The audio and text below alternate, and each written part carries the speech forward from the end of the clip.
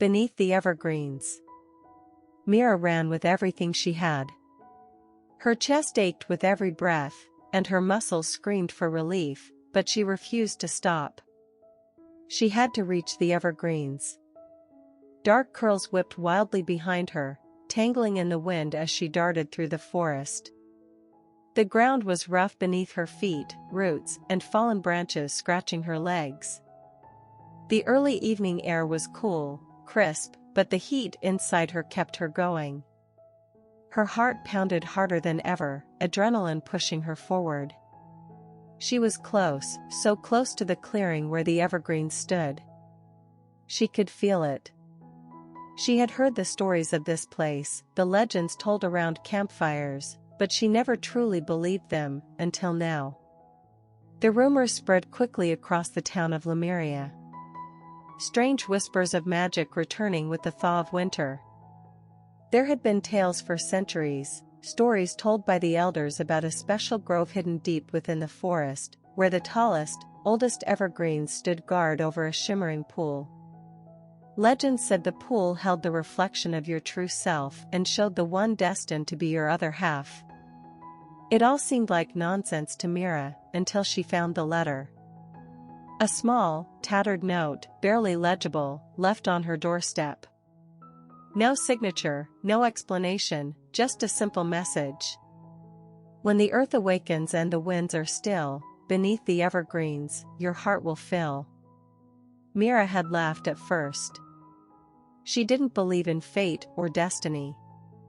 Love had always seemed elusive to her. Growing up in a small, quiet town, where life moved slowly, Mira felt like she was meant for something bigger, something more than what Lemuria offered. Love was an idea, a dream. One that, at 21, she had never experienced. But something about that note stirred something deep inside her, a pull she couldn't resist.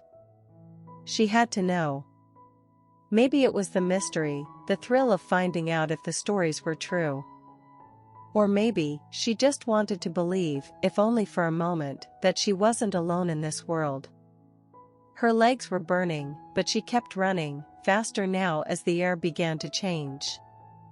The scent of pine grew stronger, and the shadows of tall trees loomed ahead. She was close. As she broke through the last of the underbrush, Mira gasped.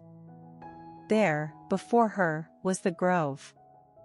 Towering evergreens reached up to the sky, their branches swaying gently despite the stillness of the evening air. And in the middle of them, glistening in the soft light of the setting sun, was the pool. She slowed her steps, her heart still racing, but now with anticipation. The pool's surface was smooth, like glass, reflecting the dark green of the trees surrounding it. Her pulse quickened as she approached the edge, hesitating for a moment, her breath catching in her throat. Mira knelt down, her hands trembling slightly as she extended them toward the water. Her fingers brushed the cool surface, sending ripples across the reflection. For a moment, all she saw was her own face, her wide, hazel eyes staring back at her, unsure, nervous. Then, a movement. Mira blinked. Someone else appeared in the reflection. She whipped her head around, and there, standing across from her on the other side of the pool, was Kai. Her heart skipped a beat.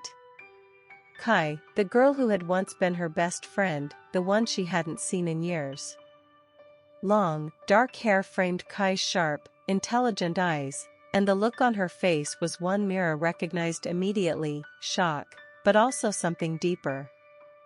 Kai hadn't changed much since they had last spoken, but the distance between them, both physical and emotional, had seemed insurmountable. They had been inseparable once, always together, sharing secrets and dreams, but that all ended when Kai's family moved away suddenly, leaving Mira without closure, without answers. And now, here she was. Kai? Mira whispered, her voice catching. Kai didn't speak, but her eyes softened. She took a step closer to the pool, her reflection mirroring her movements. Mira felt her stomach twist. It couldn't be just a coincidence, could it? Fate wasn't real. Soulmates didn't exist, at least, that's what she had always told herself. But standing here, beneath the evergreens, she couldn't deny the feeling rushing through her. "Why are you here?" Mira asked, finally finding her voice, though it was barely above a whisper. Kai smiled softly, her gaze never leaving Myra's. "I could ask you the same thing." Mira bit her lip, fighting back the urge to look away. I thought maybe the stories were true. About the pool. About love." Kai chuckled lightly, a sound Mira hadn't realized she missed until now. "You never believed in that stuff." "I didn't," Mira admitted. "But maybe I do now." Silence hung between them, thick with unspoken words. Myra's heart was pounding again, but this time, it wasn't from running. She felt exposed, vulnerable, as though the pool was showing more than just her reflection. It was showing her feelings she hadn't realized she still had for Kai. "I missed you," Kai finally said, her voice soft, but strong enough to cut through the tension. "I never wanted to leave. You know that, right?" Mira nodded, her throat tight. "I know. I never thought I'd see you again."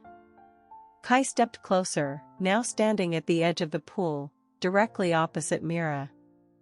"I came back," she said, her voice steady, her eyes never leaving Myra's. "And I came here, hoping you'd be here too." Mira swallowed hard, her emotions overwhelming her. She wanted to say something, anything, but words failed her. Instead, she reached out across the water, her hand hovering above the surface. Kai smiled, and in one swift movement, she mirrored Myra's gesture, their fingertips brushing against the water. In that moment, Mira understood. She wasn't alone. She never had been. Underneath the evergreens, the reflections faded, but the connection between them remained. And for the first time, Mira believed in something bigger than herself. She believed in love.